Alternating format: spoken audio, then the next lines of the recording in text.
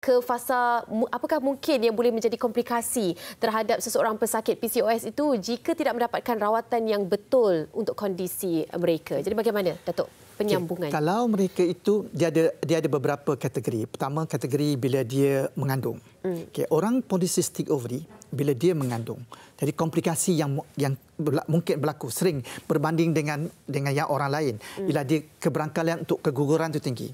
Satu. Yang keduanya, keberangkalian untuk kena kencing manis itu juga tinggi pada population lain. Darah tinggi, baby besar. All these orang yang ada sangkut paut dengan orang yang ada polycystic ovary.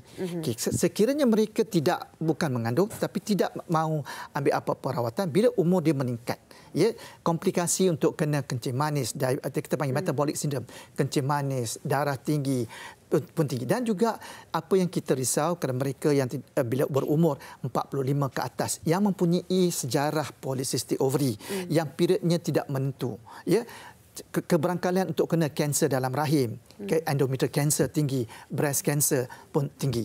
Jadi kalau mereka ini datang pada umur yang betul, bukan mereka nak anak, mereka bukan nak apa ni orang kata cantik kulit. Mungkin itu ada, tapi yang lebih mustahaknya, doktor, adakah kesihatan saya sihat? Jadi kita scan dan kita pastikan mereka itu tidak berjatuh pada golongan yang ada kanser.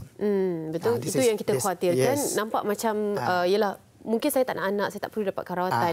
Setakat jerawat dekat muka, tidak hanyalah terbatas di situ, tapi yang paling penting sekali ada komplikasi yang lebih serius sehingga ke tahap boleh mendapat kanser jika tidak dirawat dengan betul. Bercerita tentang mereka yang ada PCOS ini hamil. Hamil itu agak sukar juga, fasa kehamilan bagi mereka yang mempunyai polycystic ini. Apakah antara kesukaran yang dialami oleh mereka? Kalau kita faham, masalah polycystic ovary ini adalah ovari dia masalah. Jadi masalah dia pertamanya menghasilkan folikel ataupun telur yang matang. Point number one. Adakah telur yang matang itu dapat menetas keluar? Point number two. Adakah benih yang keluar itu good quality? Boleh disenyawa? That's point number three. Lepas itu, kalau dia disenyawakan, adakah dia boleh berkembang? Adakah dia boleh lekat? Kalau dia lekat, adakah dia normal ataupun keguguran? Jadi dia punya masalah polycystic tidak hanya pada one stop, dia banyak. Jadi kalau kita dapat mereka yang melalui proses IVF dan polycystic ovary, dan dia hamil, dah hamil juga, kita tak boleh lepaskan. Maknanya kita kena tengok dia sampai dia bersalin. Sebab apa? Dalam waktu mengandung tu macam-macam masalah dia boleh berlaku. Okey, itu antara yang perlu kita bear in mind, kan, kita fahami bersama.